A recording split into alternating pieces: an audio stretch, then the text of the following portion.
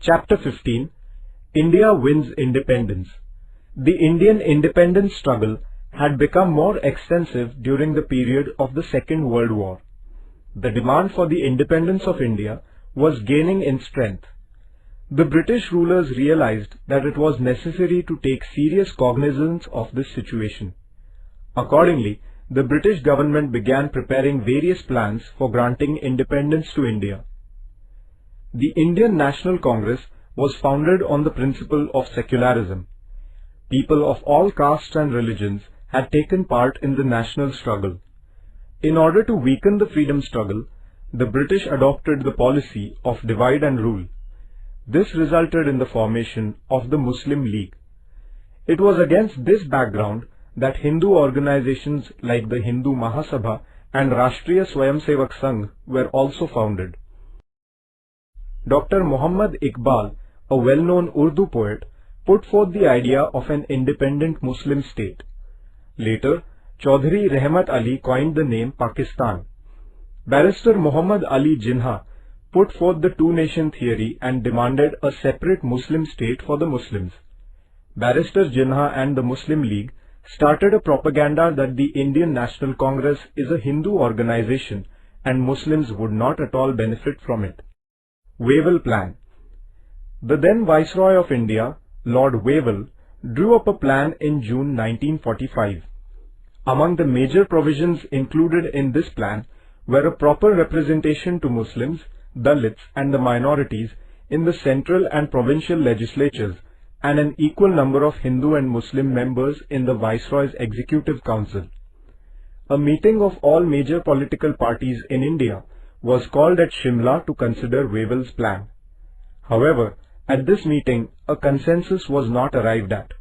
Barrister Jinnah insisted that only the Muslim League should have the right to suggest the names of Muslim representatives to the Viceroy's Executive Council. The Congress opposed this contention. This plan could not succeed. The Cabinet Mission. After the end of the Second World War, the British rulers became favorable to giving independence to India. The British Prime Minister Attlee clarified Britain's policy about India in the Parliament. According to it, the right of the Indians to make their own constitution was recognized. It was made clear that the issues about minorities would not come in the way of India's independence. The Prime Minister also announced that a delegation of British ministers was being sent to India to negotiate with the Indians. The Cabinet Mission, consisting of Pethick Lawrence, Stafford Cripps and A.V. Alexander, who were all British ministers, arrived in India in March 1946. They put England's plan about India before the Indian leaders. This plan is known as the Cabinet Mission Plan.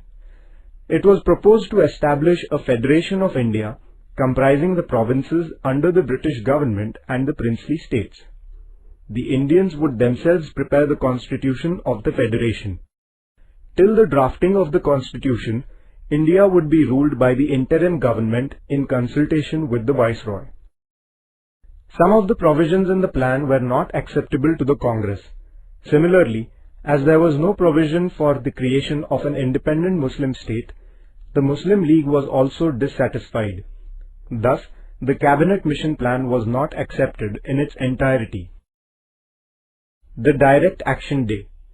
In accordance with the Cabinet Mission Plan, elections were held for establishing a Constituent Assembly in which the Congress secured an overwhelming majority. The Muslim League refused to join the Constituent Assembly. The League strongly demanded the partition of India.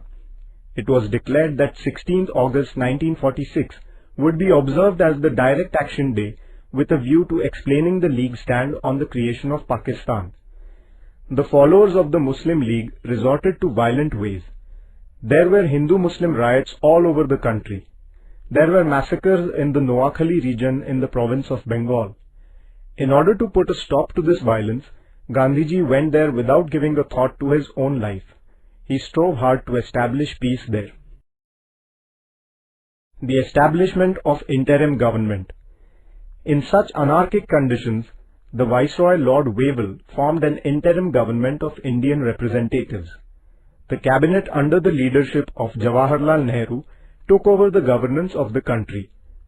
The Muslim League initially declined to participate in the working of the interim government, but later the League changed its decision and participated in the interim government.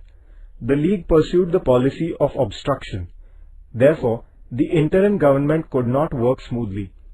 Attlee, the British Prime Minister, announced in the Parliament of England that England would transfer all of its government responsibility not later than June 1948.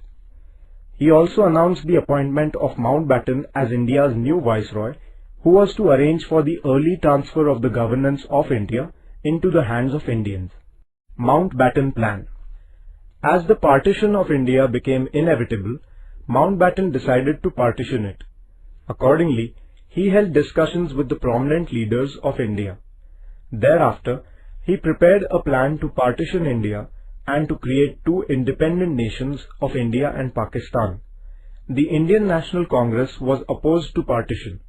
The unity of the country was the basis of the Congress stand, but the Muslim League remained adamant on the creation of Pakistan. Therefore, there was no other alternative left, and the Congress most unwillingly gave its consent to the decision of partition. The Act of Indian Independence. On 18 July 1947, the British Parliament passed the Act of Indian Independence based on the Mountbatten Plan. The Act provided that on 15 August 1947, partitioning India, two independent nations of India and Pakistan would come into existence. Thereafter, the British Parliament would not retain any control over them. The British sovereignty over the princely states would also come to an end. They would be free to join either India or Pakistan or remain independent. India wins independence. India attained independence in accordance with the Act of Indian Independence. A meeting of the Constituent Assembly was going on in the hall of the Parliament House in Delhi till the midnight hour on 14 August 1947. At the stroke of the midnight hour, India's dependence came to an end. India became an independent country. The Union Jack of Britain was lowered, and in its place the Indian tricolour was unfurled. The chains of years of slavery fell away. Since the establishment of the British power in India, hundreds of thousands of Indians had made tremendous sacrifices for the independence of India. Many had sacrificed their lives. The freedom now won was the fruit of their great sacrifice. The first Prime Minister of independent India, Pandit Jawaharlal Nehru, aptly expressed the importance of this historic movement in his memorable speech. It is fitting that at this solemn moment, we take the pledge of dedication to the service of India and her people, and to the still larger cause of humanity. Hundreds of thousands of Indians celebrated the independence of India with enthusiasm. The joy of attainment of freedom was not untinted. The people of India were grieved because of the partition of the country and the terrible violence. Gandhiji did not join the celebration of independence. Instead, he strove to maintain peace and communal harmony in Bengal. Within 6 months of attainment of freedom, Nathuram Godse brutally assassinated Gandhiji on 30th January 1948. Gandhiji strove day and night to preserve Hindu-Muslim unity and laid down his life in the same cause. India becomes a republic state. The Constituent Assembly started its work of drafting the Constitution of India in 1946. The Constituent Assembly included a number of honorable members such as Dr. Rajendra Prasad, Pandit Jawaharlal Nehru, Dr. Babasaheb Ambedkar, Sardar Vallabhbhai Patel, Maulana Abul Kalam Azad, Sarojini Naidu, J.B. Kriplani, Rajkumari Amrit Kaur, Durgabai Deshmukh and Hansaben Mehta. The Assembly appointed a drafting committee under the chairmanship of Dr. Babasaheb Ambedkar to prepare a draft of the Constitution. The Constitution of Independent India came into force on 26 January 1950. Dr. Babasaheb Ambedkar is the architect of the Constitution of India. Indians had kept their firm belief in the values of liberty, equality, fraternity and democracy close to their heart in their struggle against the British imperialism.